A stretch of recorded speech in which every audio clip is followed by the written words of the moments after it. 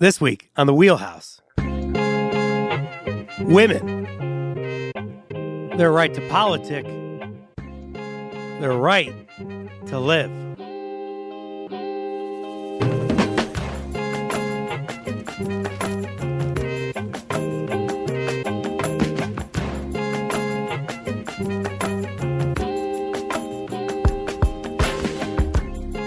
For Connecticut Public, I'm Frankie Graziano. This is The Wheelhouse, show that connects politics to the people.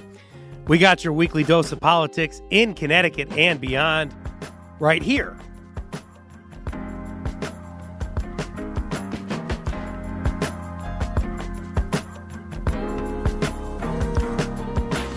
Democracy in the U.S. is under attack. There's political violence, disinformation on our news feeds, and harmful rhetoric coming from our politicians. And where democracy is under attack, so too are the rights of women. Threats against women and threats against democracy are linked, according to experts who study and track gendered political violence. Today, we're going to look at the experiences of some of the most powerful women in politics, how they're spoken about, how they're spoken to, and what that means for all of us. And later, we're going to dive into the attacks on reproductive rights happening in Alabama and beyond. With me this morning, I've got tremendous guests. We're representing Massachusetts this morning. With me this morning, academics in Massachusetts, I should say. Kelly Carter Jackson, Associate Professor of Africana Studies at Wellesley College. Good morning, Kelly. Hi there. Thanks for having me.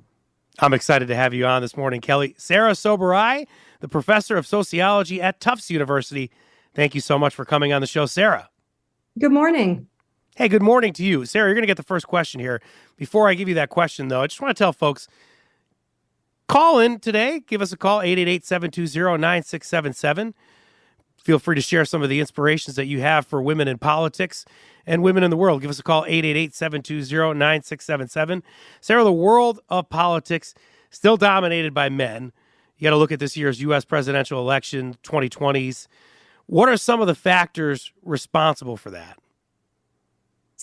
Why is it still dominated by men? Why do we give men this power that we don't give women, like allowing a woman to be president or something like that?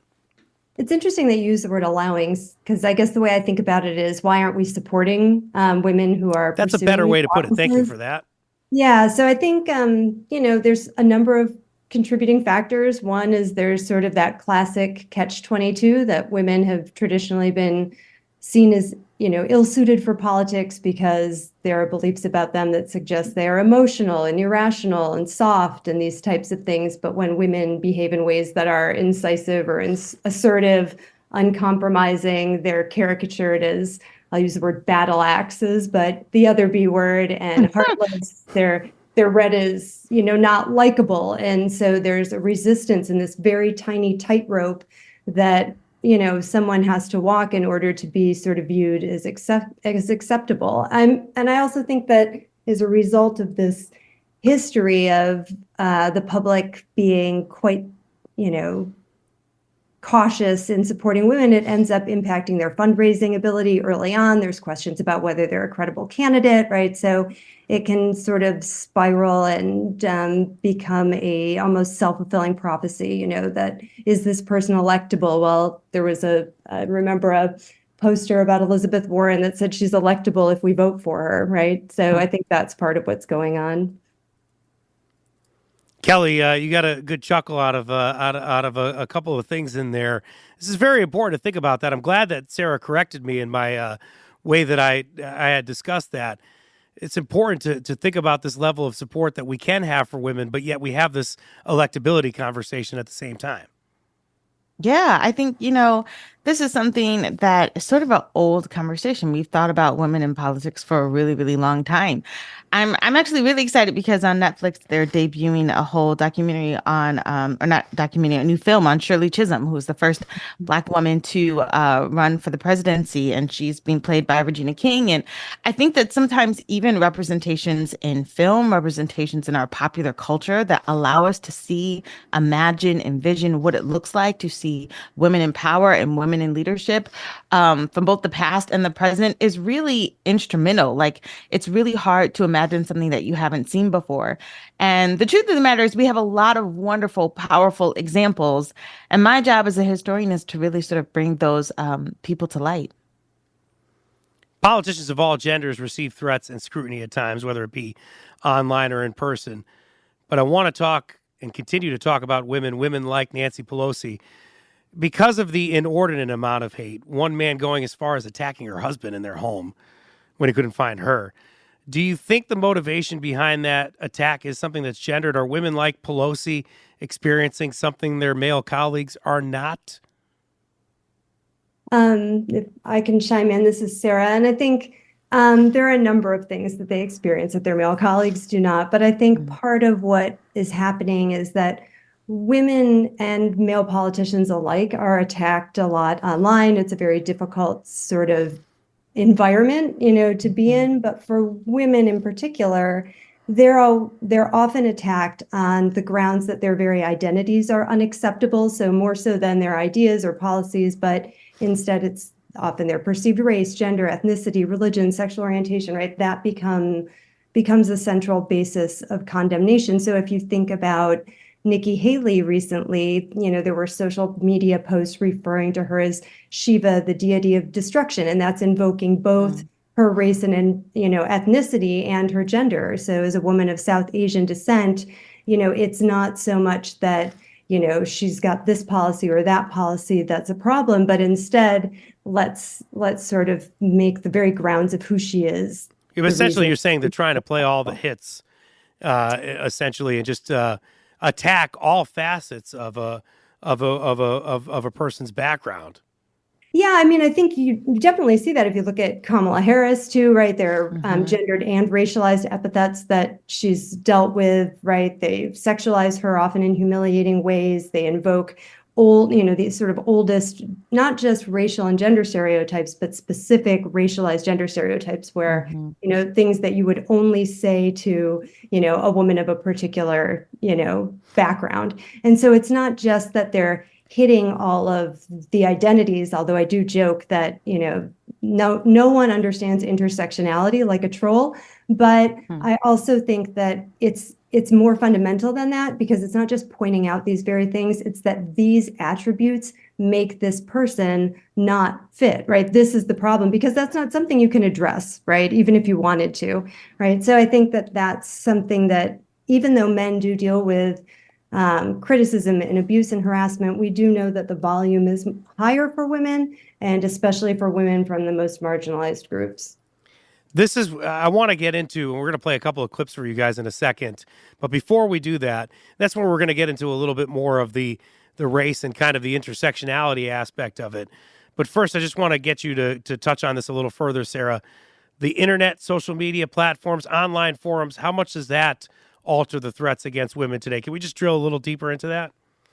Oh, I mean, tremendously, right? Because there are all sorts of features about this that are significant. So it's not just that there are now places where there have always been hecklers and, people would send, horrible things through the mail, but now there are spaces where, anyone can fling content freely and potentially have a public audience for it. But it also increases the power of the ability to do that, because you can mount coordinated attacks.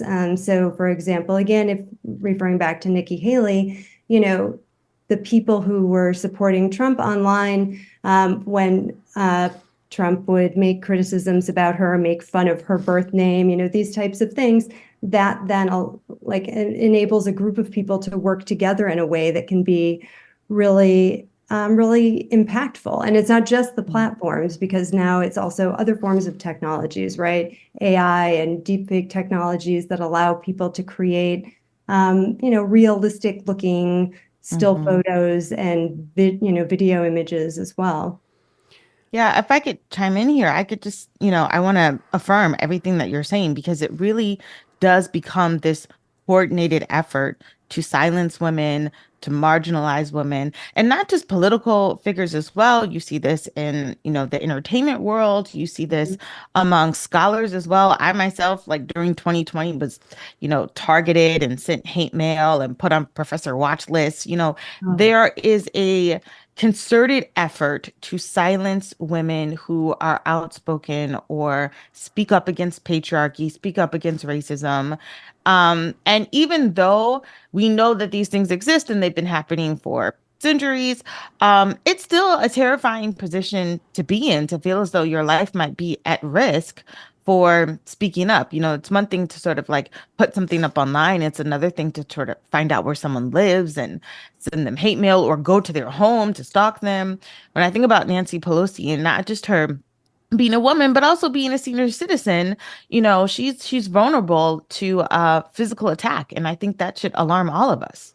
Yeah, if I can add on to what Kelly's saying too, it's also remarkable because although we're focusing so far on really prominent national figures, I appreciate what Kelly's saying about her own experience, because I think in a sense, the Kamala Harris's or Nancy Pelosi's or Nikki Haley, they're almost the people I worry least about. It's because they have an apparatus support around them through the party, and because they have resources. I think if you are at the level of local politics, I think that it can be a lot scarier. It might be you and your staffer, if you're a state rep, that are working in your office. And I think that even we're seeing this kind of abuse and harassment trickle down to what we used to think of as really almost like mundane civil service. Like if you are registrars on of voters, poll monitors, yes, 24 election. If you're on the school committee or board of education, depending on your state, if you are,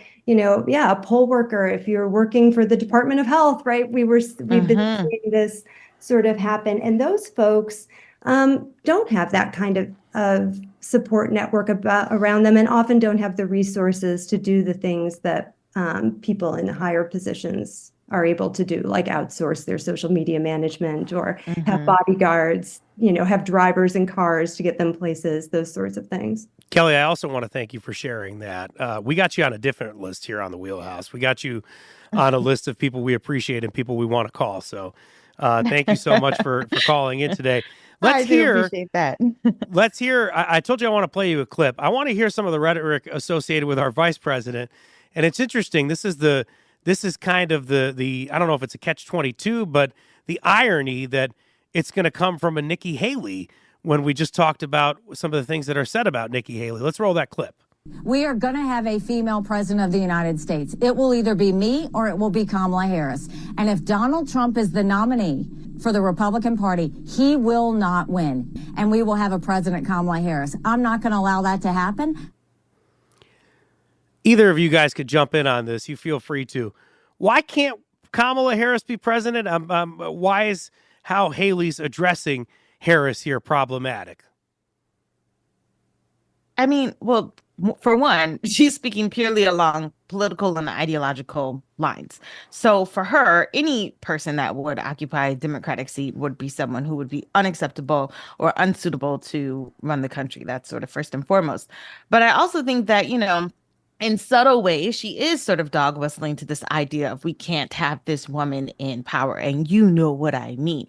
And I think that sort of like subtle language or tone or way of getting people to have sort of that like wink, wink in your speak is something that listeners resonate with. They know exactly what she means when they say we cannot have someone like Kamala Harris, in, the highest seat in the land.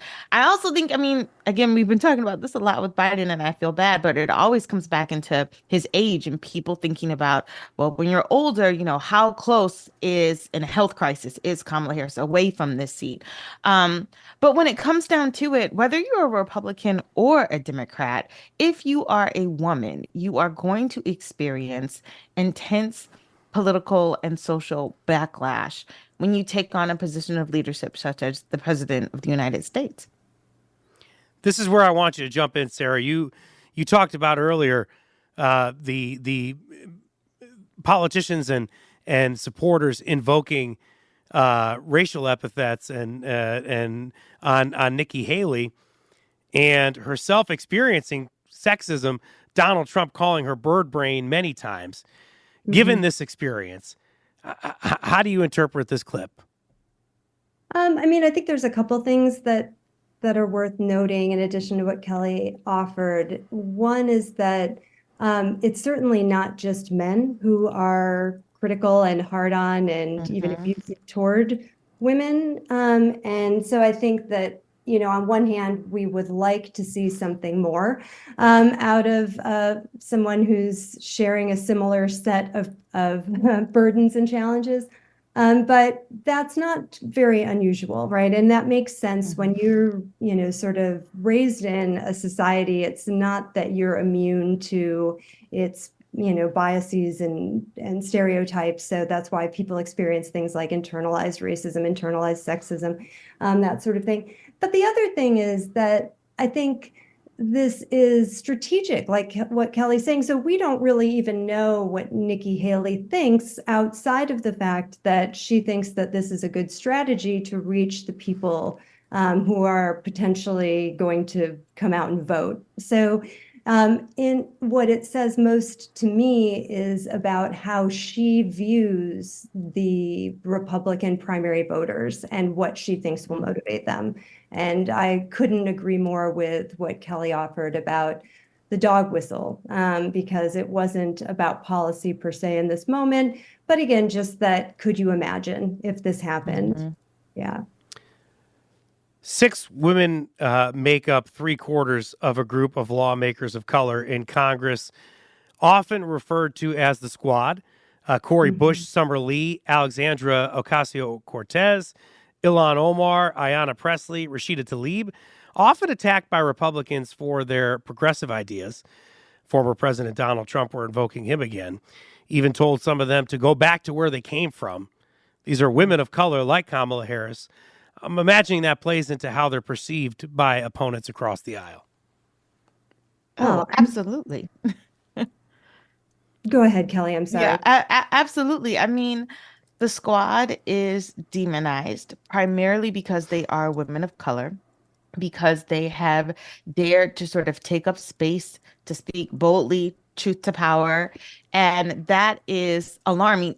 And I think part of the reason that they're targeted is because they're beloved, right? Women look at them and they see them as role models. They see them as iconic. They see them as brilliant. They see them as what might be possible for themselves. And they represent a real shift in the way that we can think about, you know, what leadership looks like. I think about someone like Cori Bush that represents not just Black women, but like working class Black women. When we think about the class dynamics that play into what leadership looks like, I think that's so important. You know, when I think about Ayanna Pressley and I think about like her alopecia and what it means to show up to work with a bald head and to be bold and to be beautiful and to take up space in that way. In some ways, what these women are doing is absolutely incredible.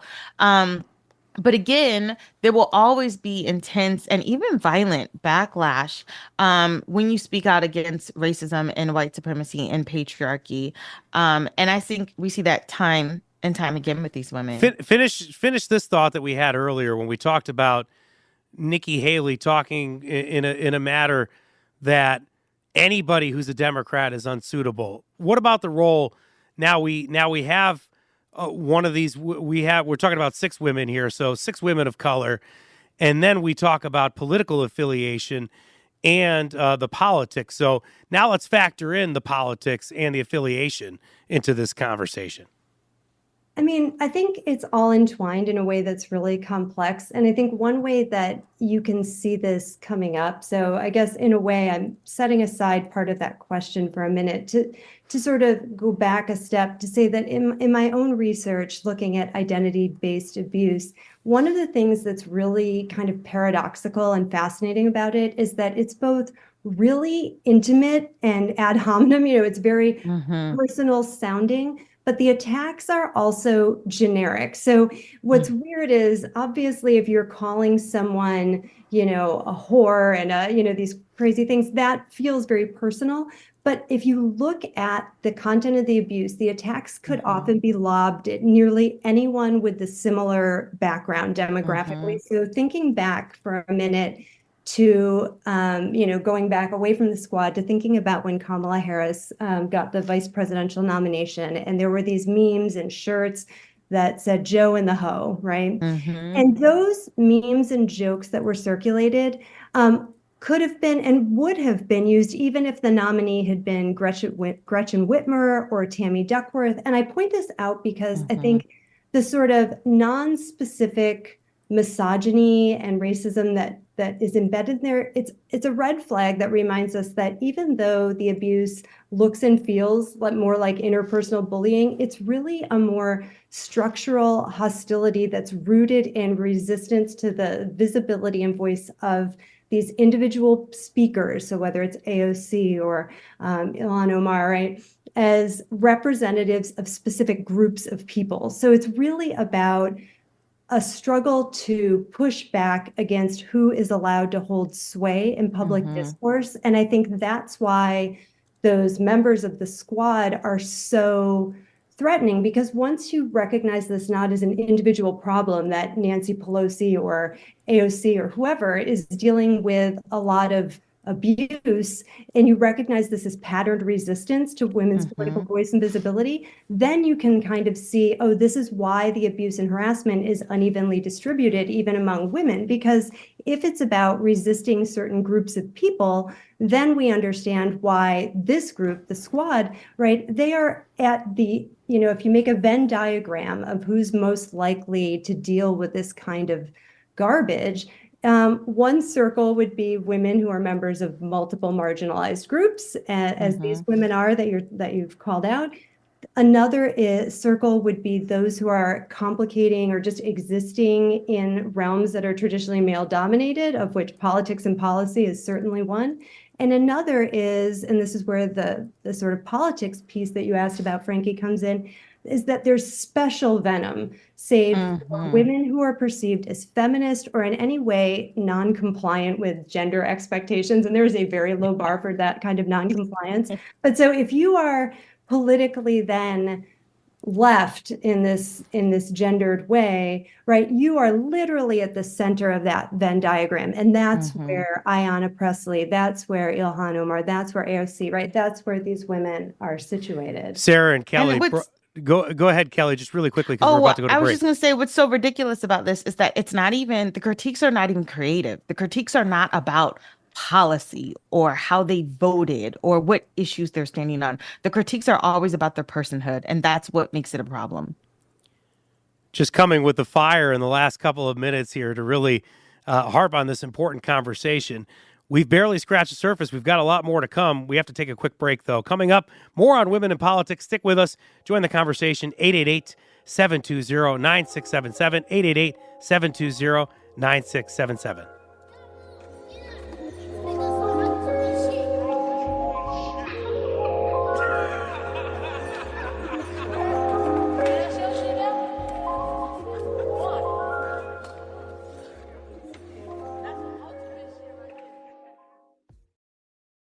This is The Wheelhouse from Connecticut Public Radio. I'm Frankie Graziano. March is Women's History Month.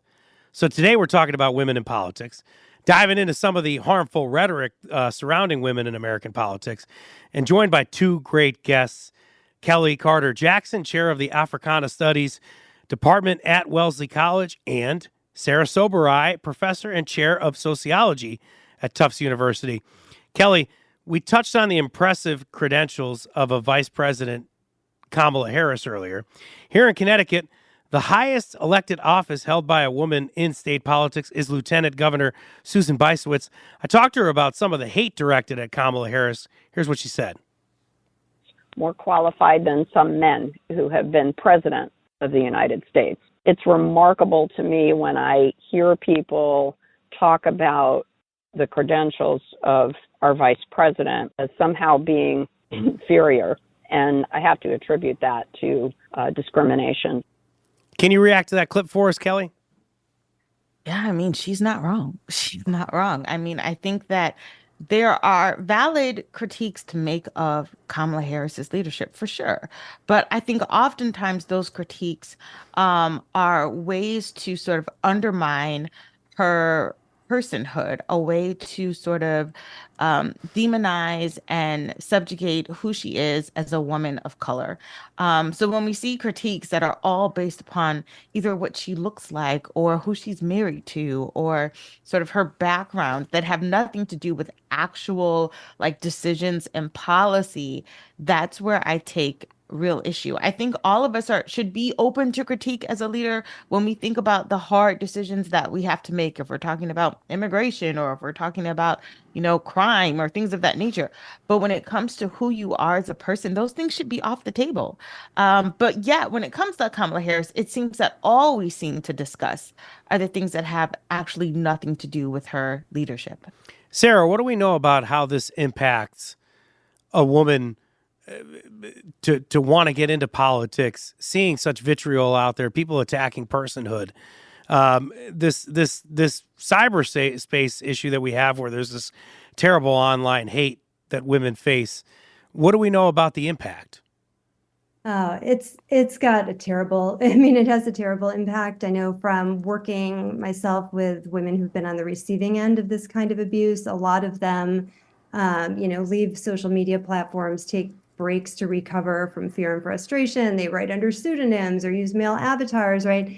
They self-censor, right? There's all sorts of things that come of this. And then if you're watching, so that pipeline question that you're asking, about if you are watching this unfold, not just, again, I can't stress enough how it's not just running for a national level office. If you are visible in the public eye, speaking about social or political issues, really in any way. So if you are a journalist, if you are a public intellectual, if you're a comedian, right? If you are out there speaking, if you're a pundit, right? Speaking about these issues, it can be an incredibly uncomfortable space. And so for activists or advocacy folks as well. So if you're a young woman looking on and you're seeing activists, candidates, journalists, people, women in office, right, treated this way, it becomes really clear that political voice and visibility are high risk endeavors. And I definitely think that more narrow or more focused question that you asked about sort of running for office or being in politics, this is the last thing we want to do, right? I think it's it feels almost entertaining given the amount of conversation that's happening in this particular election cycle, where we hear a huge number of people saying they're not happy with either of the main options on the ballot, that we do not want to scare away 50% of the, eligible pool. We want the best and the brightest and the people who are willing to do that work. And again, not just in politics, but this is a space where it's especially visible. And so that's another thing that I think is worth attending to, because what that reminds us is that this does not just affect the women who are targeted and their families, it affects all of us, right? It is a threat to democracy to allow there to be a space where our low-level civil servants, people who don't want to run for school committee or people who don't want to be a poll watcher, right? If this becomes higher risk, if activism, if advocacy, if running to be a state rep become high risk, that's going to have an impact on all of us. When we talk about, and somebody invoked President Biden's age earlier, mostly because of the Kamala Harris and being president conversation, that naturally pops up. But the fitness question, or the fitness part of the question, is what is addressed mostly in politics when we talk about President Biden's age. We don't necessarily talk about the impact that it has on women like the women that are in the squad, or other young people that might not get the opportunity to run for president because you generally have to be an older white man to run for president. So let's talk about representation then, Kelly, and what that does to a person and how it impacts them. I think there's a couple of things. I think when it comes to age, I do think that we, especially in America, have not set a healthy model for what it looks like to step down, to pass the baton, to rest, to sort of enter a different phase of life. I think we run and go hard until we die, and I don't think that that's healthy. I think it looks really good to be able to see this is what a transition of power can look like. This is how you mentor people and then pass the baton to the people that you mentored and allow them to lead and so forth and so on. I also think that what worries me about sort of this toxic political climate that we find ourselves in is that, when we retreat, the terrorists win. When I say that, I mean if we sort of withdraw from these political spaces, places of power, positions of influence, if we're not at the table, we are on the table.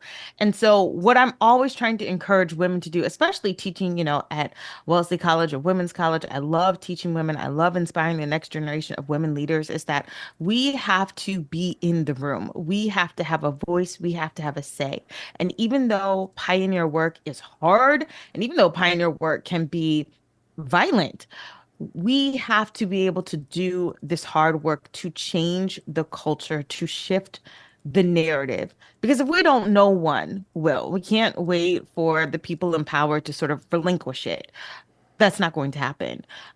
We have to be, I think, even more sort of forward and even forceful about how we speak up for ourselves and how we protect one another when we do that too. I think that's so important that both men and women support one another. When you see that woman speaking up, when you see her running for a position, that she has sort of the support that she needs to stay in that job, to keep doing that job. We have not set up, I think, healthy parameters for success either. And that has to change. Kelly talked about women of color being in the room. I want to talk a little bit about the benefits of having a diverse group of legislators, something I talked about with Susan Bysiewicz, Connecticut's lieutenant governor. Says that she and the governor of Connecticut have been extremely intentional about choosing agency leaders and judicial nominees. We have such a diverse administration. About half of our commissioners are women, more than a third are people of color. And we had diverse, competent voices at the table, and they helped us make better decisions because they understood all of the different communities that we have in Connecticut. Connecticut's seen as one of the municipalities, one of the states that did well in COVID times to try to protect people from the virus. That's why she was talking about that and the impact that women particularly had in that decision-making process. What are some of the things that could be done to get more women to participate in democracy, in politics? I'll open this conversation up to you guys to make politics more inclusive.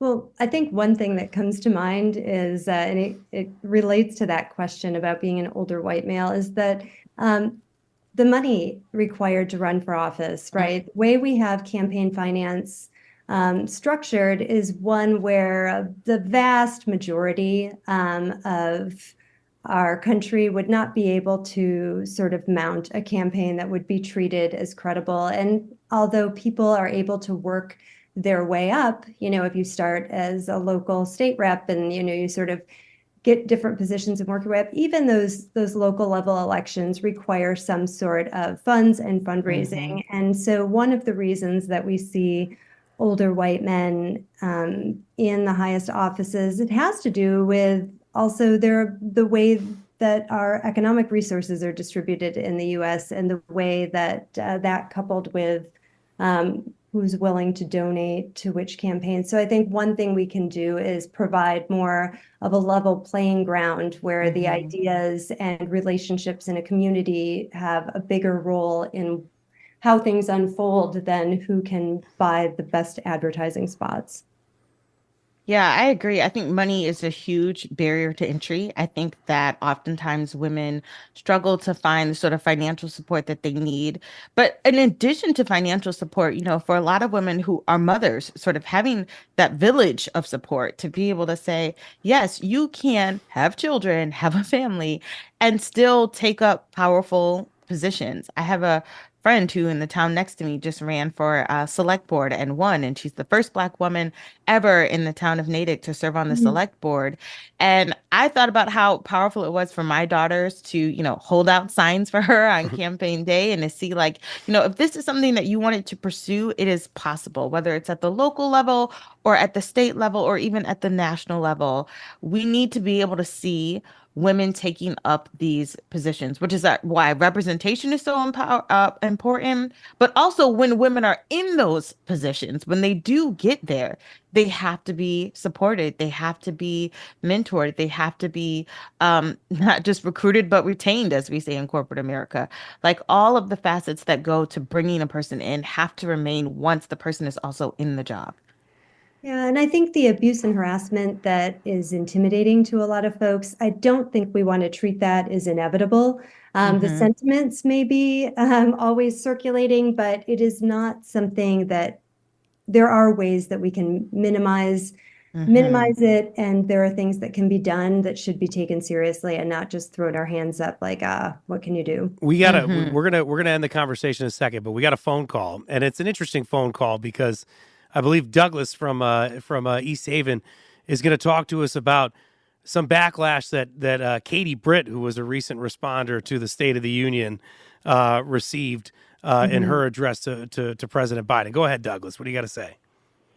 Hi. We were talking about the feeling that women are getting trashed very publicly for their participation in politics, and there seems to be no clearer example of this than Senator Britt, who did a terrible job by all accounts on the State of the Union response. But she was just trashed everywhere for it, and very little of the discussion centered around the fact that she was asked to do this in a particular way and coached to do it in a particular way. And the responses have basically been putting her down for what she did and not addressing as much of why was she set up for this and how do we support a woman in this role and still critique what was obviously terrible about it. I certainly don't agree with anything that she said or anything about it. I thought it was appalling, but it certainly is an example of being trashed. Hey, Douglas, thank you so much for calling this morning. We appreciate your phone call. Is this more, guys, and we got to do this quick, is this more about Katie Britt being a woman, or is it more about this being an opportunity to critique somebody for their politics? What are your thoughts there? Good question from Doug. I'm so glad you brought that up because it's a perfect example of that tightrope, right? So I don't know whose idea this was. To have her in a kitchen. Right. But you're going to have, maybe this was an attempt to make her seem non-threatening, to sort of have it both ways. Here we have a woman in a prominent role in politics. So we're going to put her in the kitchen and, have these sort of, family related messages, right? These sorts of things. But yeah, it did not work. And the abuse and harassment that came back at her as a result was really, really quite striking. And you're right. I don't know if anybody lost their jobs behind the scene, but I think that was a pretty noteworthy. So grateful to have Kelly Carter Jackson and Sarah Soberai this morning. Hoping that we can have them on the wheelhouse more. I appreciate you all coming this morning. We're going to take a short break, and when we return, we're going to get an update on the attacks on reproductive rights in Alabama and across the nation. Join the conversation, just as Douglas just did, 888-720-9677.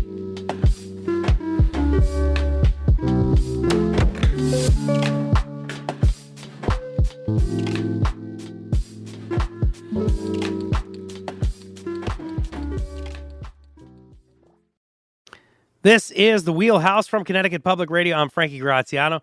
We've been talking about women in politics, how they're spoken about, how they're spoken to. Now we're going to go and dive into some of the current battles for reproductive rights happening in Alabama and across the country. Joining me now, I have Shefali Luthra, health reporter for the 19th. Shefali, thank you so much for coming on the show today. Thank you so much for having me.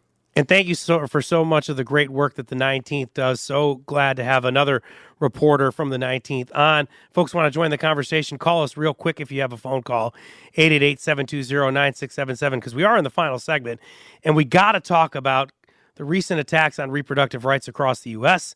Some of that legislation set into motion in 2022 with the Dobbs versus Jackson opinion. Shafali, can you remind our listeners about that decision? Of course, we are approaching the 2-year anniversary of the Dobbs decision, which is one of the most consequential Supreme Court rulings of my lifetime. Certainly, it overturned Roe v. Wade, undoing almost 50 years of abortion rights protections, and essentially threw the nation's reproductive health into somewhat of a disarray, allowing states to ban abortion if they choose, letting these laws that had been written but never taken effect suddenly have the power to outlaw a whole class of healthcare, essentially, and really drastically reshaped what pregnancy care looks like and really added a layer of differential danger based on where you live in terms of what it means to become pregnant.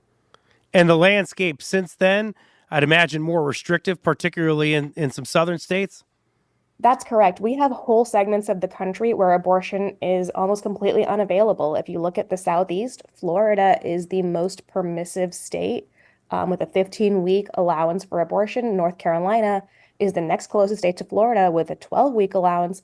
And everything in between there on the Eastern Seaboard doesn't allow the procedure any later than 6 weeks. It really does mean that people are struggling to access care. Abortion is a fairly common procedure, and it's also one that comes up quite often for if you experience miscarriage, if you discover an anomaly in your pregnancy, if something goes wrong where you can't give birth, doctors rely on abortion as an option when it means that staying pregnant is not the safest option for a patient.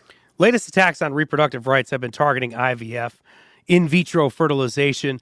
I spoke to the Reach Fund of Connecticut, a nonprofit led by Jessica Puck that helps patients here pay for abortions.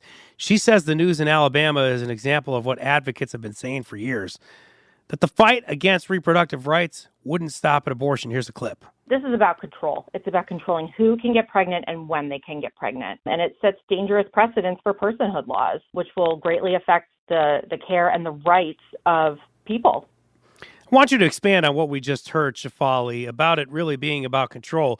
And Alabama, are they emboldened by what happened with Dobbs? Maybe that's an obvious answer.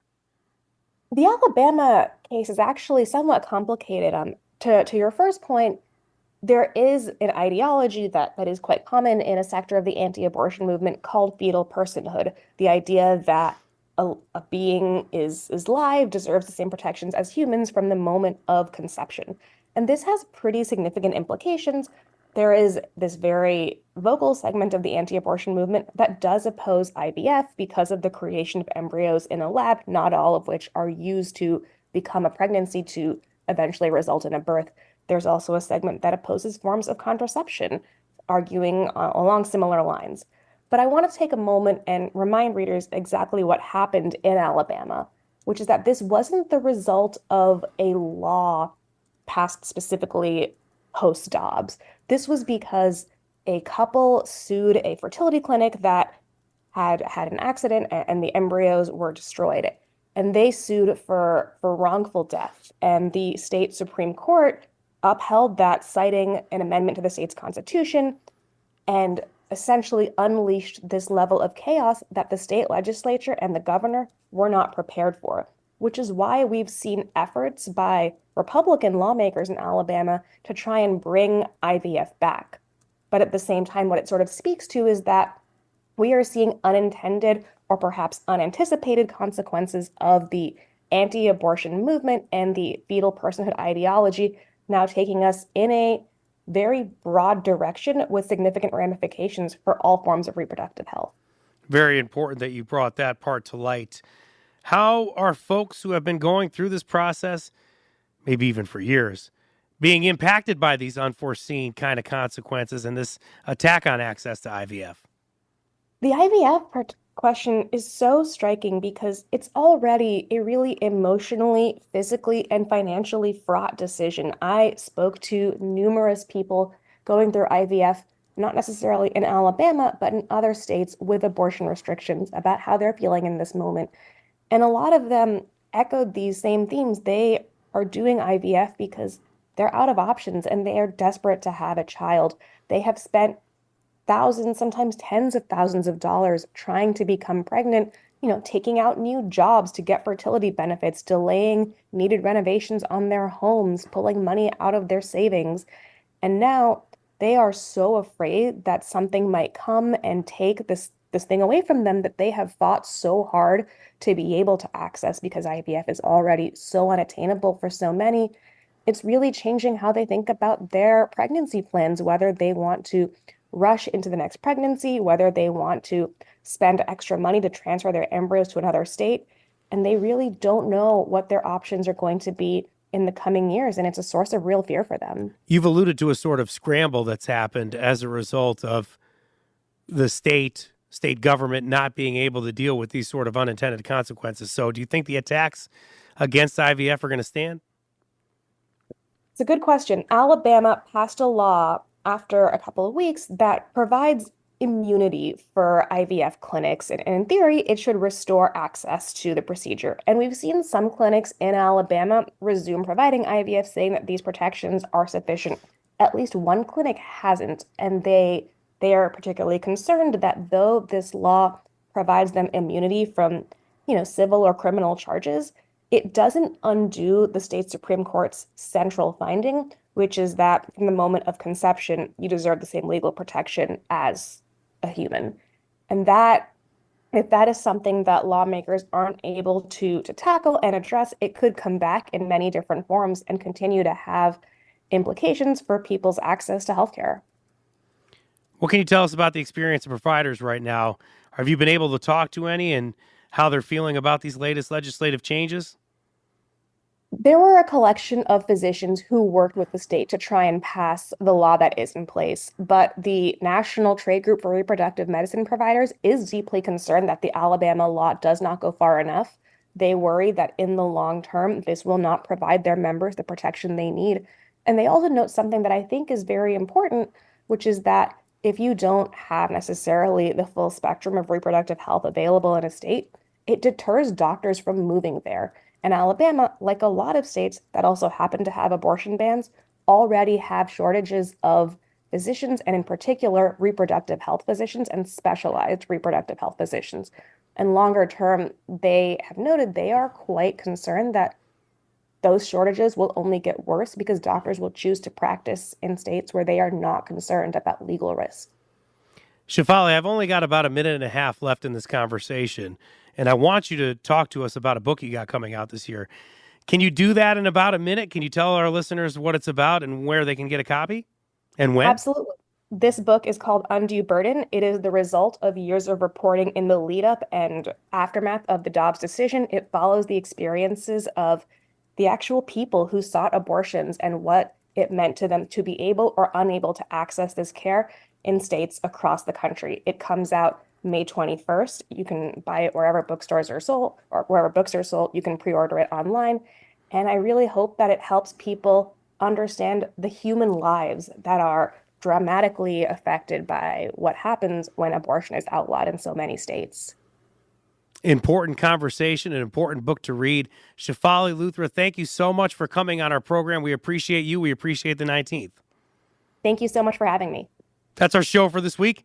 Today's show produced by Chloe Wynn, my partner in bringing politics to the people. Edited by Meg Dalton. Technical producer is Kat Pastor. Thanks to Katie Pellico for helping us in studio.